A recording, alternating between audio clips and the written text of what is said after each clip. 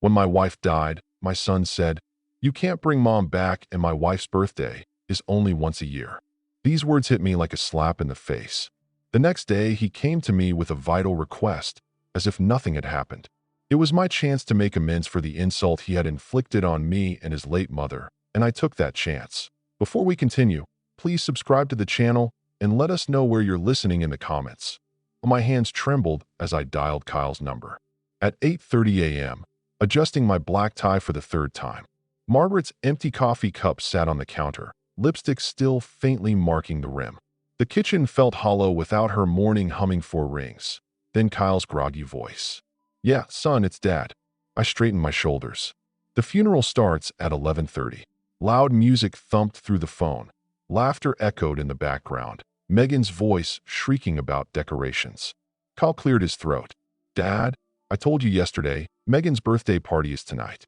We've been planning this for months." The words hit like ice water. I gripped the receiver tighter. "Your mother's funeral is today, Kyle. Once in a lifetime. Look, mom's not coming back, but my wife's birthday only happens once a year. We've got caterers coming, the band's setting up. Your mother raised you for 35 years, and I appreciate that. But I can't just abandon Megan on her special day. You understand, right?" The dial tone buzzed in my ear. I sat motionless for exactly 3 minutes, staring at Margaret's reading glasses beside the phone. The kitchen clock showed 8:47 a.m. My wedding ring caught the morning sunlight streaming through windows she'd cleaned last week. I found the funeral program on the counter. Kyle listed as pallbearer. My pen scratched his name out with deliberate strokes at the cemetery. Faces turned expectantly. "Where's Kyle?" Patricia, Margaret's sister, kept asking. I practiced my response. "Important commitments." The words tasted bitter. 23 people came to honor my wife of 40 years. Her son wasn't one of them. I stood alone beside the casket, surrounded by Margaret's garden club, friends, and our old neighbors. The empty space where Kyle should have stood felt enormous. "She was so proud of that boy," Mrs. Henderson whispered, always talking about his success. I nodded, throat tight. Margaret had defended Kyle until her last breath. "He's just busy with his new life," she'd said when he missed her chemo appointments. "Young couples need space." The pastor spoke about family bonds and eternal love. I watched dirt fall onto polished wood, each shovel full, burying not just Margaret, but my illusions about our son driving home. I gripped the steering wheel until my knuckles whitened. The passenger seat where Margaret used to sit stretched empty beside me. She'd always insisted we take her little Honda instead of my truck, said it was better for the environment. The radio played her favorite song. I turned it off. Our street looked the same. Neat lawns, painted mailboxes, the life we'd built together. I pulled into the driveway and sat for a moment, gathering strength to face the emptiness inside. The front door key turned with its familiar click. I hung my keys on the hook. Margaret had installed a small, everyday action that felt monumental. In the silence, no humming from the kitchen, no television murmuring, just the house settling around 40 years of memories. I loosened my black tie and sank into my armchair. The brown leather one Margaret always said clashed with her floral curtains. She'd wanted to redecorate for years, but I'd been too busy building the business. Now those curtains would stay forever. Our wedding photo smiled from the mantel. Margaret at 23, radiant in her grandmother's dress. We'd married right here in Davenport, promised each other everything we had. I delivered on that promise, maybe too well. The memories flooded back unbidden. Kyle taking his first steps across this very living room, chubby hands reaching for Margaret's outstretched arms. Birthday parties with handmade decorations, because we couldn't afford store-bought. Margaret working double shifts at the diner while I got the construction company started. She'd never complained, not when I worked 16-hour days, not when we ate macaroni and cheese for weeks. "We're building Kyle's future," she'd whisper after he'd fallen asleep between us in our bed. Too young for his own room, I found her Bible. On the nightstand, bookmarks still marking Psalms. A handwritten note fell out. "My dearest Alan, please don't let Kyle forget us. We gave him everything we had." I hope that was enough. All my love, and my hands shook. Reading her careful script in the closet, I discovered the special box she'd hidden. Kyle's report cards saved. From kindergarten through college, every A+ celebrated, every achievement treasured. She'd written little notes on each one. "So proud, our brilliant boy. The graduation photos hurt most. Kyle and his cap and gown degree paid for with Margaret's overtime hours and my weekend jobs. Total cost $200,000. His proud smile never acknowledged the sacrifice behind his success that I pulled out my calculator and started adding the house down payment. I'd given him $350,000. His wedding to Megan, $75,000. His first car, $35,000. Graduate school he'd insisted on but never used, $48,000. The emergency loans for vacations. Megan's shopping, failed business ventures. Margaret's coffee mug still sat in the dishwasher. Her romance novel lay open on her nightstand bookmark waiting for eyes that would never read again. Get well? Cards from friends covered the kitchen counter. People who'd cared more about her final months than her own son. The numbers kept climbing. Kyle's total take over 15 years, $847,000. Nearly $1 million of our lives handed over with love and hope. I remembered my own father, a hard man who'd given me nothing but the expectation to make my own way. Build your own character, he'd said. Maybe he'd been right. Darkness fell outside. I didn't bother turning on lights. A car pulled into the driveway, engine idling. I didn't get up to check if Kyle wanted to talk. He knew where to find me. The engine revved and drove away. At 6 a.m. I sat at my mahogany desk with file folders spread in precise rows. Kyle education. Kyle house. Kyle wedding. My coffee grew cold as I opened the calculator app and began the reckoning Margaret had been too kind to demand. The reading glasses reflected my computer screen as I pulled up bank records, 15 years of transactions. Each one marked transfer to Kyle or loan. Kyle emergency. The papers rustled in the quiet house. The only sounds in my new reality. College tuition first 4 years at $52,000 each. I remembered writing those checks. Margaret, working extra shifts to cover our own bills while our son partied at Iowa State. Then, graduate school, another $48,000 for an MBA. He'd never used dropping out of the program to find himself in Europe. That European trip, $35,000. Just temporary, Dad, until I get established. The house purchase nearly broke us. Kyle at 25, standing in our living room with Megan's ring on her finger. We found the perfect place, but we're a little short on the down payment, $350,000. I'd co-signed the mortgage, covered every penny of the down payment. Family helps family. Kyle had said, hugging me tight, I'll pay you back once the business takes off. What business been working for me since graduation, drawing a salary he hadn't earned while learning skills I'd hoped he'd value. Margaret's secret notebook fell from the files, her handwriting documenting every sacrifice. Anniversary dinner canlet. Needed $5,000 for Kyle's car repair. Postponed my doctor visit. Kyle's wedding costs higher than expected. Bought generic groceries this month. Sent Kyle money for Megan's birthday. Her final note cut deepest. We gave Kyle everything. I hope he remembers us kindly. The calculator's numbers climbed $847,000. More than 3/4 heirs of $1 million.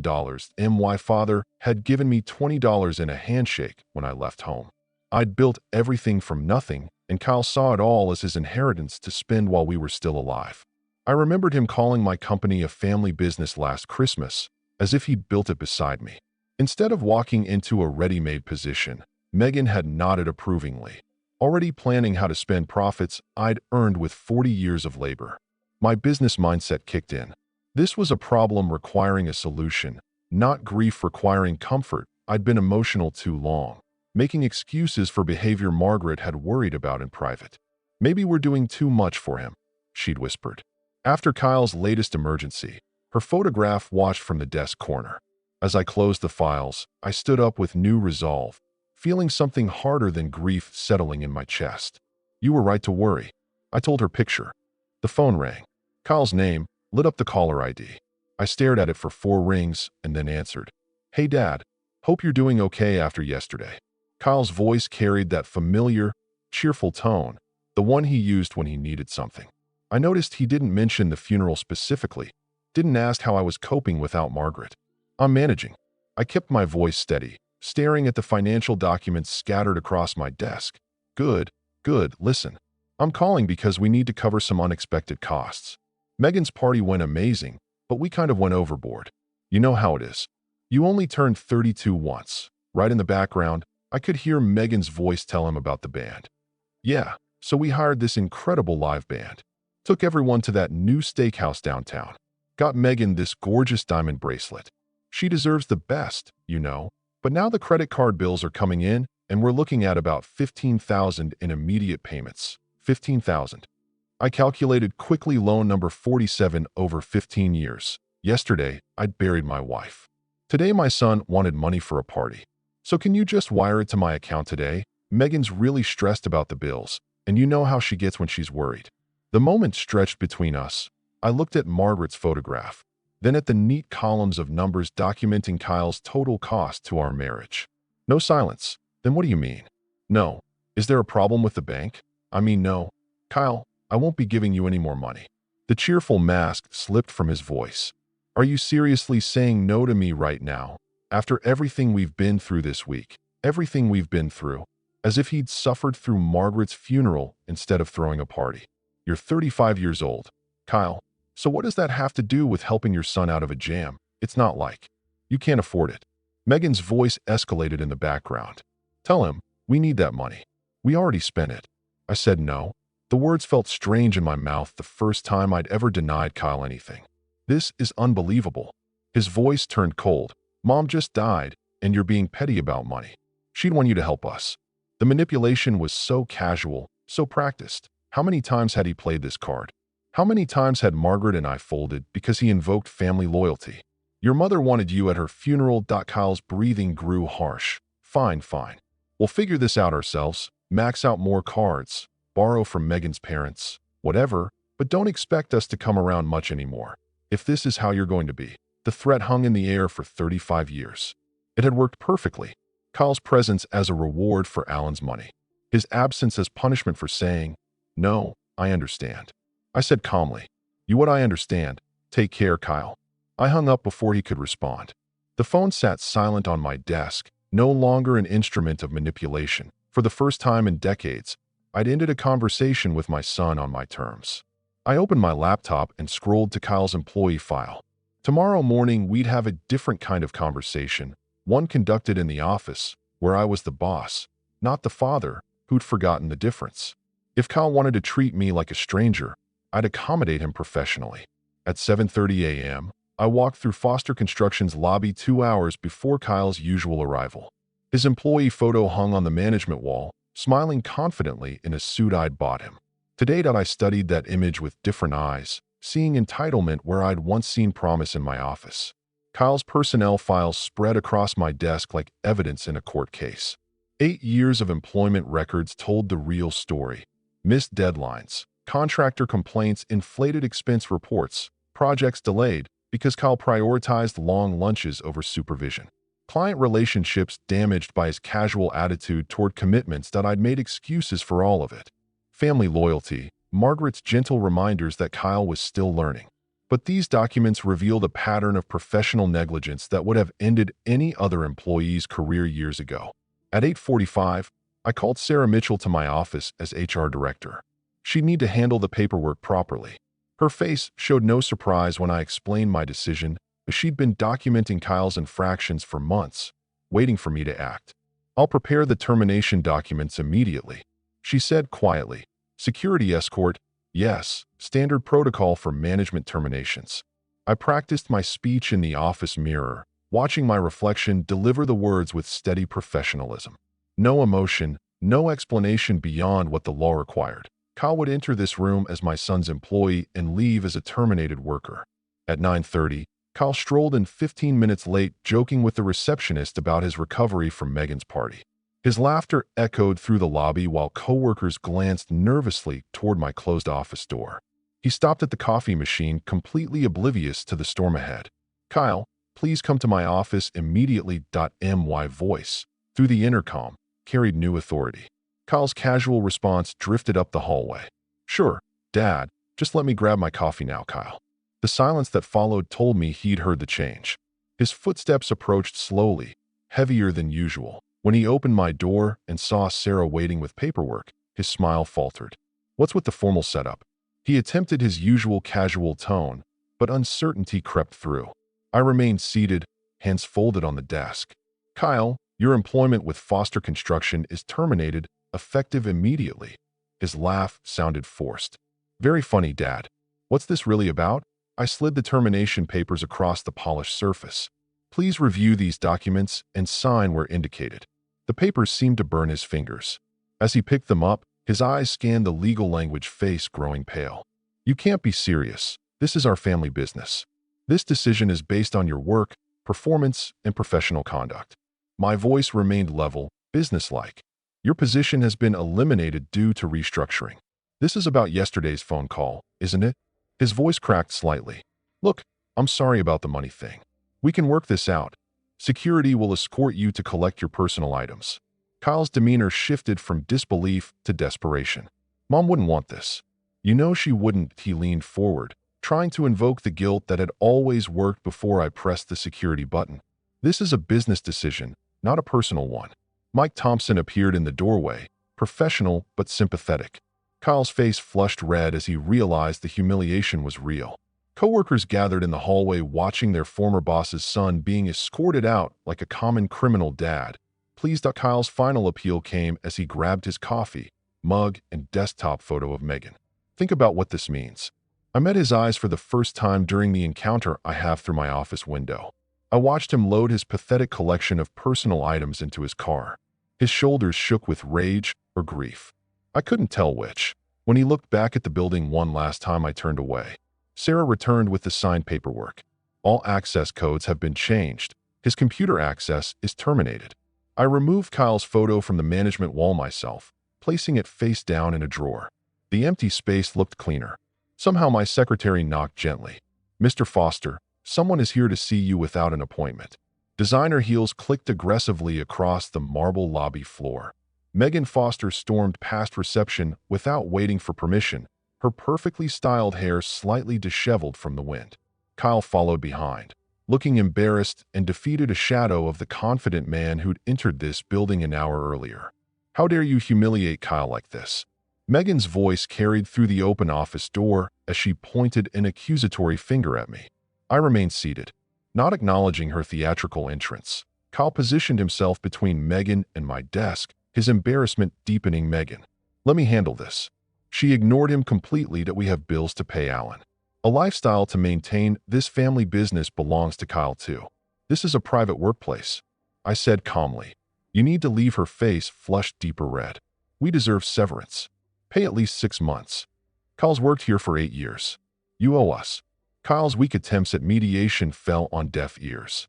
Dad, please, can we discuss this privately? No, Megan cut him off.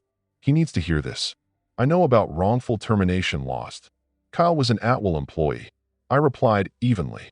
No severance is required by law or contract. Megan's attacks turned personal with venomous precision. Margaret would be ashamed of how you're treating her son. You're having some kind of breakdown. Aren't you just a bitter old man taking out your grief on us? Kyle's face went white.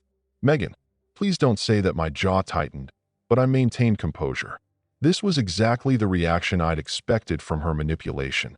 Disguised as righteous anger, Kyle tried desperately to regain control. Dad, I know I messed up with the funeral. I am sorry, but destroying my career won't bring Mom back. Think about what this means for our family, for future grandchildren.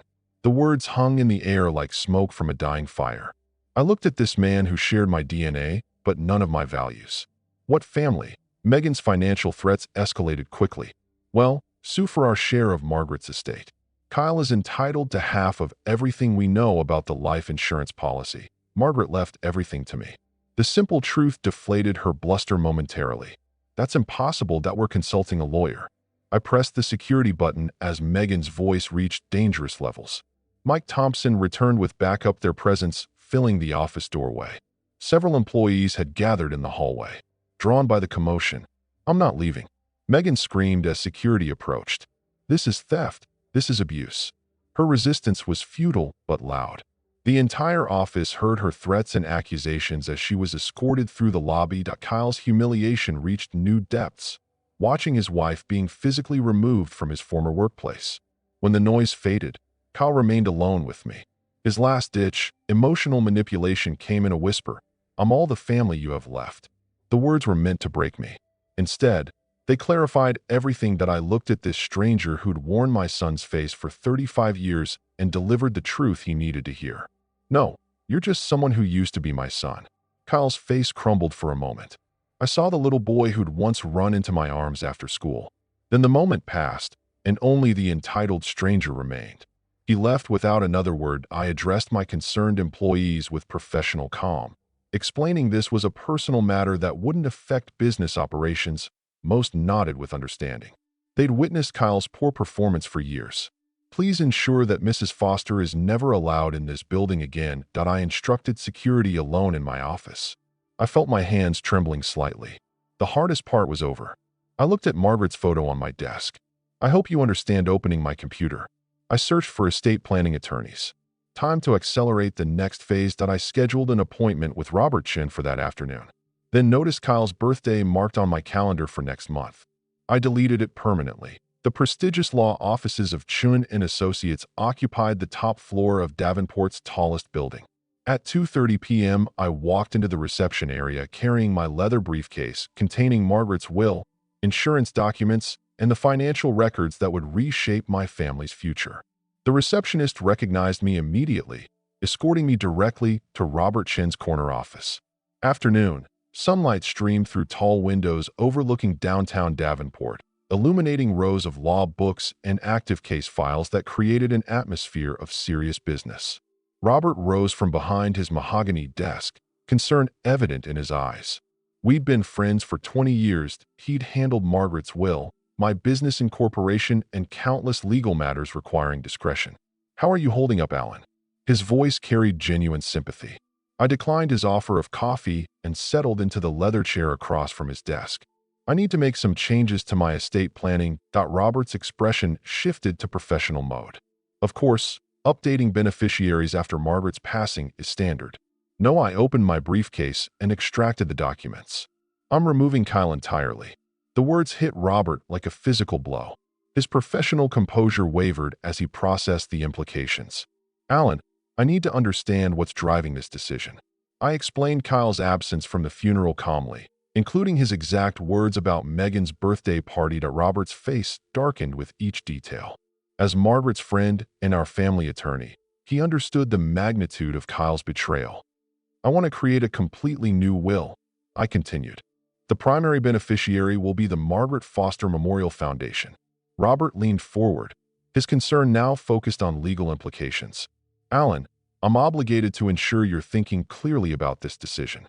I've never been more certain of anything." I outlined my vision: education, scholarships for underprivileged children, cancer research, funding, causes Margaret had supported throughout her life. Kyle is to be explicitly excluded, along with any future descendants. Robert's admiration grew as I detailed the foundation structure. Moving company assets into an irrevocable trust would protect everything from potential lawsuits. I would retain control during my lifetime, with the foundation assuming ownership upon my death. "We'll need to change all insurance beneficiaries," Robert noted, making detailed notes. "This is extremely thorough planning." I had decided the family home would be sold, proceeds donated to the foundation. Margaret's jewelry would be auctioned for charity. The only exception, Margaret's wedding ring would be buried with me when my time came. "What about Kyle's childhood belongings?" Robert asked. "Gently donated." I'm systematically removing Kyle from my life. Robert fulfilled his professional duty by questioning my mental state and decision-making capacity. My rational responses and detailed planning demonstrated clear thinking. He gradually shifted from concerned friend to admiring professional. The formal signing ceremony involved 2 legal witnesses from Robert's firm. My steady signature contrasted with the magnitude of each decision. Robert explained that these documents took immediate legal effect. Kyle was now completely disinherited. I want Kyle to receive formal notice of this change. I instructed additional legal protections followed quickly. Power of attorney documents removing Kyle's authority, medical directives excluding him from healthcare decisions, a living will with specific instructions about my care. Robert documented my mental competency thoroughly. Tomorrow, I would visit banks to update all accounts, removing Kyle as beneficiary from retirement funds and investment portfolios. Robert offered to help coordinate with financial institutions. The foundation planning brought unexpected peace. I nominated Robert as a trustee, discussed the board structure, and planned the first scholarship recipients. Margaret's memory would be honored through education, something she'd valued deeply. Margaret would be proud of this foundation, Robert said. As we concluded, she always believed in education and helping others. For the first time in days, I felt genuine satisfaction instead of cold determination. Robert understood this wasn't revenge, it was justice. My transformation from grieving father to purposeful philanthropist was complete. We shook hands outside the law office. My phone showed 3 missed calls from Kyle, the first sign he was realizing the seriousness of his situation. That I deleted the voicemails without listening and walked toward my car. The next phase awaited. The Davenport Country Club's elegant lobby welcomed me with familiar luxury mahogany panels, crystal chandeliers, and oil. Portraits of founding members created an atmosphere of old money and established values. As treasurer of the monthly board meeting, I'd walked these halls for 15 years. 12 board members gathered around the polished conference table discussing routine club business before our official meeting. The smell of leather furniture and fresh coffee mingled with whispered conversations about recent events. William Hayes, our board president, approached with genuine sympathy. "Alan, the memorial service was beautiful. Margaret would have been pleased." "Thank you for the flowers," I replied graciously. Patricia Morton, Margaret's sister and a longtime member, joined our conversation. I kept looking for Kyle during the service. Where was he? The question I'd been expecting hung in the air. I paused, then decided truth would serve Margaret's memory better than diplomacy. Kyle chose not to attend his mother's funeral. The shocked silence spread like ripples across water. Patricia's face went pale. "What do you mean?" "Chose not to." I delivered Kyle's exact words about Megan's birthday party being more important. The visible disgust on board members' faces told me everything about their values. Values. Kyle had abandoned William's wife. Nancy had been eavesdropping from the hallway. Within minutes, she was making phone calls. The story reached the Ladies' Bridge Club within an hour, then spread through Davenport's social elite like wildfire. I returned home unaware of the social storm I'd unleashed. The first consequences struck Megan. The next morning, her yoga instructor at the exclusive studio asked her to leave mid-session. "We prefer members with family values," came the cold explanation. Kyle's lunch invitation at the country club was rescinded with a polite but firm phone call. Their regular table at Romano's restaurant became permanently unavailable. Megan's confusion turned to growing anger as patterns emerged. Saturday morning brought Kyle's most humiliating moment. His golf foursome made transparent excuses and left early. The pro shop manager suggested Kyle might be more comfortable elsewhere. He walked to his car alone, understanding that everyone knew about the funeral. That Megan's shopping experience at Bergdorf's boutique shattered her remaining illusions. The sales associate's cold reception replaced years of warm service. Her credit application faced mysterious delays. The manager suggested she might prefer shopping elsewhere. Kyle's professional isolation proved equally devastating. Job interviews were canceled without explanation. Former business contacts stopped returning calls. His networking lunch at the Chamber of Commerce became awkward and brief. Potential employers knew the story before he arrived. The final straw came at Elite Salon, where Megan's regular appointment was suddenly canceled. Overhearing other clients discuss her heartless husband, she fled in tears. The local newspaper Society columnist mentioned the disappointing absence at Margaret's service church. Congregation members expressed open disapproval. Former friends avoided Kyle and Megan at public events. Kyle's desperate attempts to explain the situation fell on deaf ears. His claims that I was exaggerating met with universal disbelief. Davenport's tight-knit community had rendered their verdict. Megan's breakdown was inevitable. She confronted Kyle about their ruined reputation, demanding he fix this situation immediately. When Kyle admitted he didn't know how, she threatened to leave him if things didn't improve. I heard about these social consequences from various sources, feeling satisfaction that justice was being served.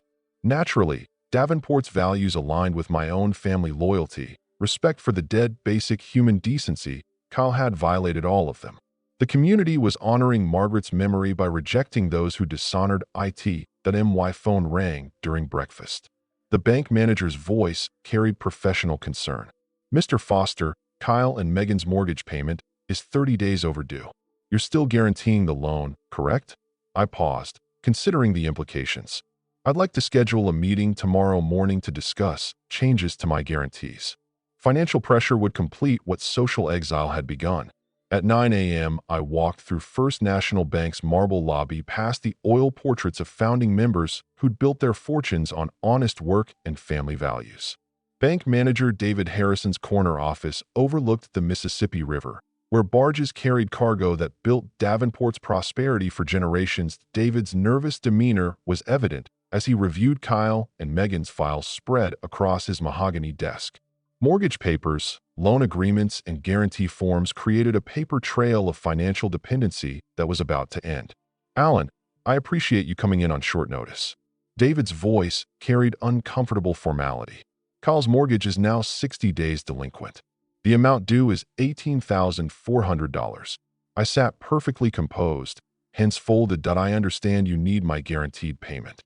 "Well, yes, as you've done for the past 3 months. David's assumption hung in the air like smoke before a fire. "I'm withdrawing my guarantee effective immediately." The banker's face went pale. I don't understand. "You've guaranteed this loan for 8 years. I presented pre-drafted legal documents from Robert Chin's office. You'll find everything in order. 30 days notice, as required by law." David frantically called the bank's legal department. While I sat quietly watching morning traffic cross the bridge, Margaret and I had walked countless times. The lawyer's voice through the speakerphone confirmed what David feared. "My withdrawal was perfectly legal. This means we'll have to begin foreclosure proceedings," David said weakly. "I understand. Please expedite the process." Meanwhile, across town, Kyle endured his 10th job interview in 2 weeks. The interviewer's cold reception followed a pattern he'd learned to expect. His prepared explanations about seeking new challenges fell on deaf ears that had already heard the funeral story. "Thank you for your time, Mr. Foster. We'll be in touch." The polite dismissal carried finality.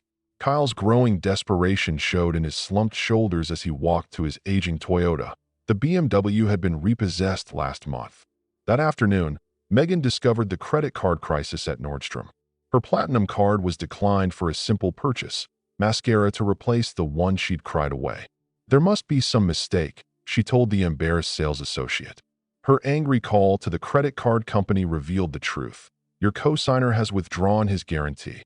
The account is suspended pending full payment of the outstanding balance." Megan's public humiliation deepened as other customers watched her argue with customer service. The crystal-clear reality hit. Alan had systematically removed every financial safety net they'd taken for granted. Kyle and Megan returned home to find electricity disconnected.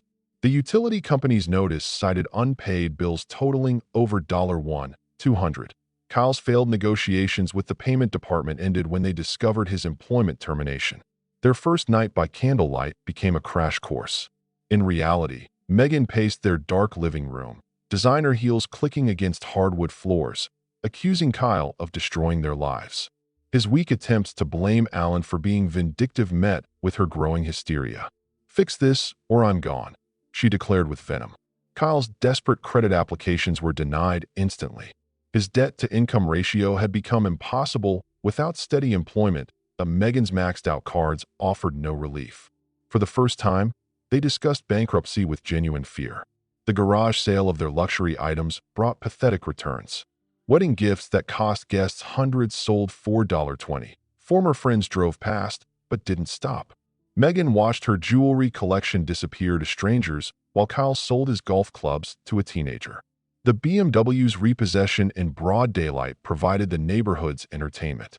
Kyle's humiliation was complete as he removed personal items under the repo man's impatient watch. Megan screamed at the driver while neighbors peered from windows. I drove past their house that evening, observing the visible chaos with satisfaction. This wasn't cruelty, it was consequence.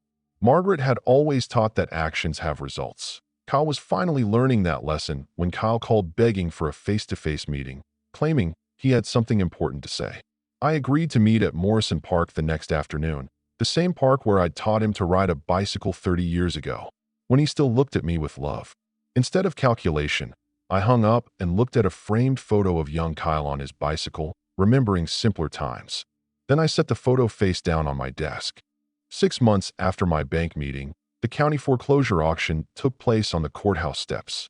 I observed from across the street in my black sedan, watching as 1247 Maple Avenue, Kyle and Megan's former dream home, went up for public sale. The county auctioneer read the legal description with bureaucratic precision, while a small crowd of real estate investors and curious onlookers gathered. Kyle and Megan stood apart from the crowd, Megan's tears reflecting the morning sunlight. Through my binoculars, I watched their final humiliation unfold. Opening bid is $280,000 for this four-bedroom colonial. The auctioneer announced that a woman in a Navy business suit raised her hand confidently. Kyle frantically tried to identify her while whispering urgently to Megan.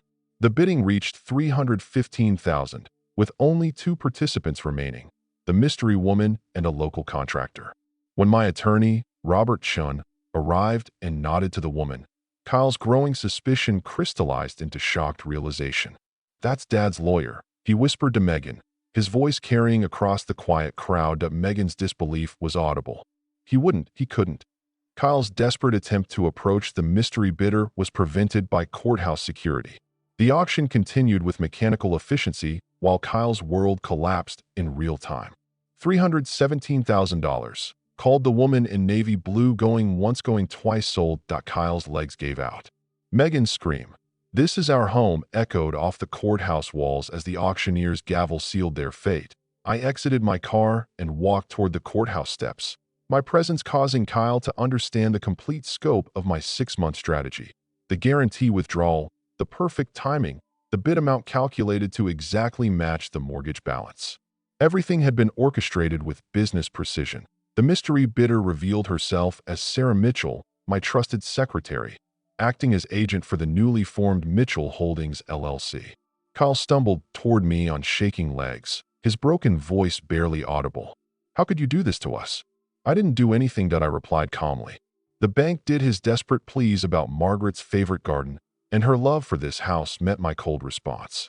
"Margaret's not here to see what you've become." Megan's final attack came as a wild lunge, screaming accusations about elder abuse and mental incompetence. Robert Chin documented her hysteria while security escorted her away from me.